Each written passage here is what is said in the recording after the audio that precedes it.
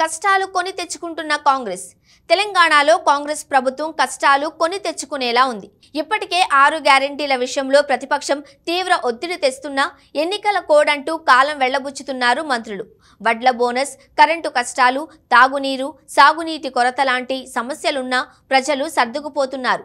కానీ ఇప్పుడు తెలంగాణ అస్తిత్వానికి, ఆత్మగౌరవానికి కాంగ్రెస్ ప్రమాదం తెచ్చేలా ఉందనే ప్రచారం మొదలైంది. తెలంగాణ రాష్ట్ర గేయానికి కొత్త స్వరాలు, రాష్ట్ర చిహ్నంలో మార్పులు కాంగ్రెస్కు తిప్పలు కొని తెచ్చేలా ఉన్నాయి.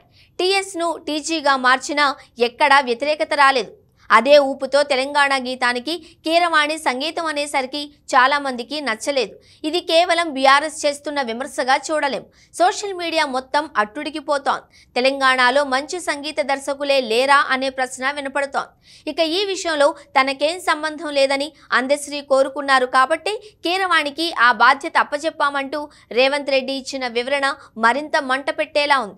ఈ వివరణతో ఉద్యమకారులు, ప్రజలు ఎవరూ సంతృప్తి పడడం లేదు.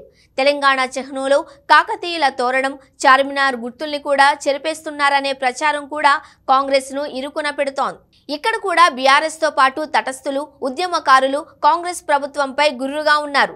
సమస్యల పరిష్కారం పక్కన పెట్టి కొత్త సమస్యలు తెచ్చేలా కాంగ్రెస్ ప్రభుత్వం వ్యవహరిస్తోందని మండిపడుతున్నారు. పాట, గుర్తుపై ఇంత రచ్చ జరుగుతూ ఉన్నా కాంగ్రెస్ నేతలు ఎవరూ స్పందించకపోవడం విశేషం. కేవలం రేవంత్ రెడ్డి మాత్రమే తన వివరణ ఇచ్చుకున్నారు. ఆ విషయంలో సీనియర్ నాయకులెవ్వరినీ రేవంత్ రెడ్డి సంప్రదించలేదు అని తేలింది. అందుకే వారంతా సైలెంట్గా ఉన్నారు. రేపు ప్రజా వ్యతిరేకత పెరిగితే ఖచ్చితంగా సొంత పార్టీలోనే రేవంత్ రెడ్డికి నిరసన సెగ తగిలే అవకాశం ఉంది. లోగోల విషయంలో ఈ గోలకు పోతే మొదటికే మోసం వస్తుందని అంటున్నారు సీనియర్లు.